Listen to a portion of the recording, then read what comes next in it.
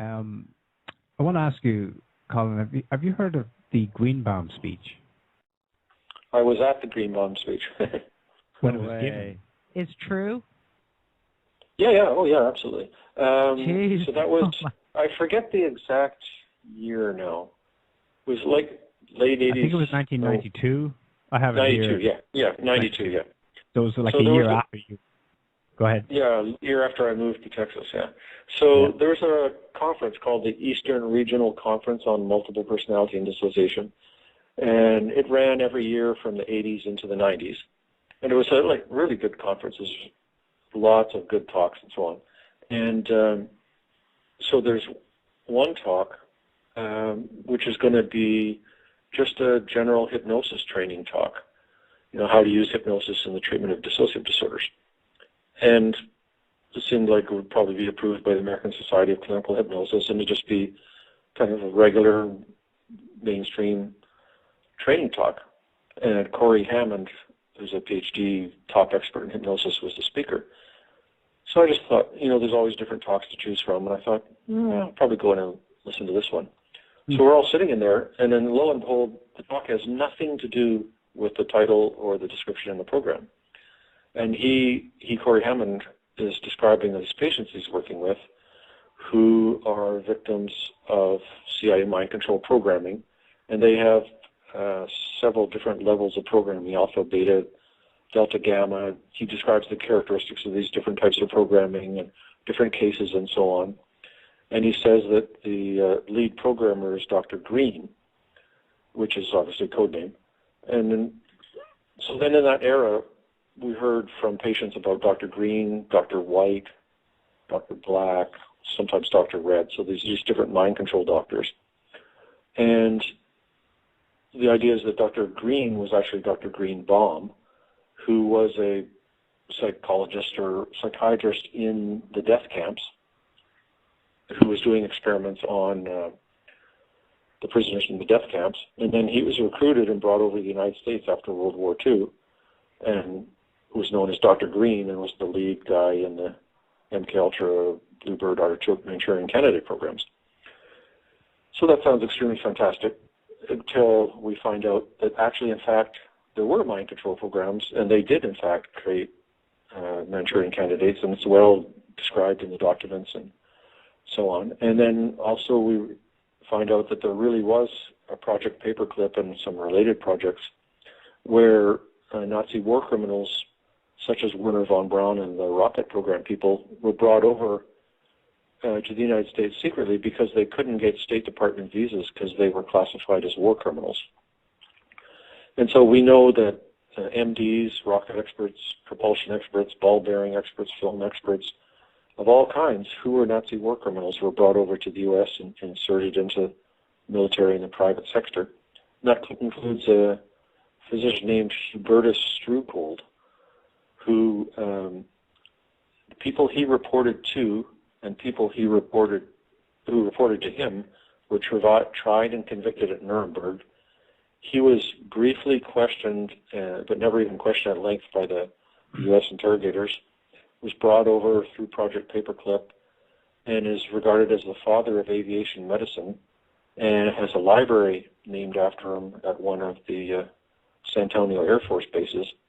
And his experiments included things like putting people in chambers and dropping the air pressure to the equivalent of 60,000 feet, which caused them to die extremely agonizing death in a few minutes, and then cutting their heads open underwater to see if there was air bubbles in their cerebral arteries. So yeah, I remember those. All these guys are documented. The only people missing from the documentation about who was brought over under Project Paperclip is the psychiatrist. So I would say it's almost for certain that somebody was brought over who is a Greenbaum type figure, whether he was actually named Greenbaum or not. Mm-hmm. The thing that I find interesting is there were all these rumors of Nazi obsession with the occult, There's all those rumors. Those are not just rumors. There's lots of documentation on that. Right. They were obsessed with the occult. And yeah. then you have all of these Nazi doctors that come over. And then you have all of these reports of satanic ritual abuse with people, and it's always kind of connected with these Manchurian Candidate kind of programs, this mind programming, you know? Right. And I always thought that it was a little bit convenient that the Nazi doctors brought over, and then there's this satanic ritual kind of thing, and there's really kind of an interesting, there's rumors. I mean, I say rumors because there's never any, what I feel, concrete evidence for the most part, of like a rampant kind of almost satanic or occult kind of cult inside of like the military and military intelligence, you know, people who are like avowed members of like the Church of Satanism in California, kind of stuff like that, you know. So there's all these interesting rumors, and I just think that it's very convenient, you know, all these Nazi doctors come over, and then you see all of these reports of satanic ritual abuse that look suspiciously like mind programming kind of experiments, and all these child pedophilia rings and all this different stuff. Well, something that ties into that, Colin, is it's a huge. Actually, the John Travolta movie, The General's Daughter, just peeked into the edge of that a little bit. Yeah. So it's either just a huge, crazy fantasy cooked up by some mentally ill people, or it's this very deeply embedded network of cross relationships and cross connections that's very well protected and controlled. What's the reference in your book, The CIA Doctors, to the Scottish Rite and the psychiatrists being associated with the Scottish Rite conferences and Scottish Rite Association? Well, the Scottish Rite equals the Masons. Exactly. And, what are they in the middle of it? Well, that's a good question. I don't have the answer why they're there, but in many, this is all documents. So you can find many of the LSD experiments where there's funding by MKUltra either directly to the same doctor, funneled through the public health service by different routes. And then there's cross-funding of the same network of LSD experiments by the Scottish Rite Foundation and sponsoring of major LSD conferences. That's a fact. Yeah. And a lot of these guys are 33rd degree Masons. It's crazy. And you have a tentative explanation in your book where you write, so I'll quote you, although the Masons are not implicated as an organization in CIA and military mind control, connections in a network of doctors were maintained in part through high rank in the Masons. Right, exactly. So, which is sort of like pedophiles in the Catholic Church, except the Catholic Church is implicated in the cover-up. Yeah. So we didn't get a chance to really go through all of the MKUltra history, or the Manchurian Candidate history and all of that kind of stuff. But they need to read the book. Yeah, but suffice to say that the CIA, etc., U.S. intel agencies have spent a long time and a lot of energy and effort and money into finding out how best to basically create a mind-controlled human being. Right. And my question is, assuming that they've got it down to a fine art after, 60 years or more, what's the point? What do they want these people for? Well, I'm glad you're asking questions that I don't know all the answers to here. But as far as I can figure it out, the whole idea that you're going to get somebody, turn them into a Manchurian Candidate, so they would do something that they wouldn't ordinarily do, to me that's just a big red herring. If you want somebody to go and become a serial killer, well, all you do is put them through basic training and send them off to a combat zone, but they're not serial killers because they're killing the bad guys. So taking an ordinary guy off the street and turning him into somebody who kills multiple people, there's nothing mysterious about that, and you don't need codes mind control beyond just sort of like basic training level mind control. So, and if you want somebody to be a spy, you just recruit them and train them. Yeah. Or deliver documents or whatever. So to me, the rationale's got to be the amnesia. And the only thing that makes sense to me is it's all about resisting interrogation. That when the interrogators capture somebody, they're grilling the guy out front, and there's so many barriers and hypnotic codes and access codes put in there that the interrogators can't get through to the real information. And in the CIA documents, it describes efforts to detect Manchurian Candidates being run at the U.S. by foreign intelligence agencies. So they're clearly working on both sides of it. So to me, that's the only. Otherwise, I don't see any purpose other than just, the thrill of monkeying around with people's minds and doing stuff. So it was essentially a military, government, CIA, intel application. Yeah. That was the original idea. Colin, I have a question along Okay. Joe's question. In one of the YouTube video where you participated, you mentioned a personalized mind control, what is described in most MK Ultra projects, where basically you have one psychiatrist behind one patient for a month doing an individualized brainwashing, let's call it this way. Right. But you also mentioned generalized mind control, and you list some tools that are being used, like disinformation, misinformation, TV.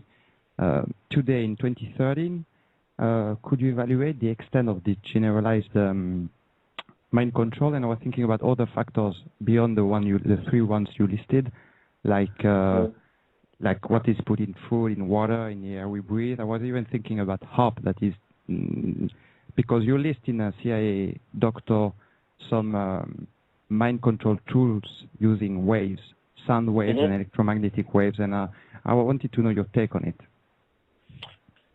Well, that's an area of interest of mine because I actually have a patent that's in kind of that general area, not to use it as a military weapon. But, so I'm interested in electromagnetic energy, and I've got a whole model for, I think a lot of the control signals inside our bodies are actually at the electromagnetic level, not at the biological level. And I think of human beings as being basic, and mammals in general, kind of like biological cell phones. We're emitting signals into the environment all the time and receiving signals from the environment all the time. And it's not just background noise, it's really built into evolution. And it, in the way back 10,000 years ago, would have been used for tracking game by paranormal means. But it's really electromagnetic signaling. So I got a whole model about that. And in the MK Ultra documents, it describes sound energy and electromagnetic energy being beamed at people's brains and experimental monkey brains to knock them out, confuse them, change their mental state and behavior. In U.S. News and World Report, early in the 21st century, I forget the exact year, there's an article called Wonder Weapons, and it describes the contractor is Sandia Labs in New Mexico, if I remember right. It says what Air Force aircraft it was. It says what the specs of the machine are, the type of electromagnetic beam that it emits, the altitude of the plane, how far into the skin of the target it penetrates. So these weapons exist for a fact, and you can see pictures of Marine Corps vehicles with weapons mounted on them on Wikipedia. So there's no doubt that this technology exists. And HARP is High Altitude Auroral Research Project that's based in Alaska. Jesse Ventura, Conspiracy Theory Program, did an episode on it. And from what we're told, it's kind of weather control, maybe weaponized earthquakes, communication signals with submarines, stuff like that. Yeah, and so you've got the crazy tinfoil hat crowd who says that the CIA is beaming electric energy at them. Well, some of those people probably are delusional, but not necessarily all, because these weapons definitely exist. And if we know for a fact that radiation, chemical weapons, biological weapons, LSD were tested on unwitting civilians, I would say the odds are low that these kind of electromagnetic weapons have never been tested on unwitting civilians. And there's patent. You can go to the U.S. Patent Office website and see patents in this area for beaming electromagnetic energy at people's minds, at their heads, to modify their mental state, even insert sounds, voice, and language. So this stuff is right there in the public domain, and the U.S. government has already reviewed it and is aware of it.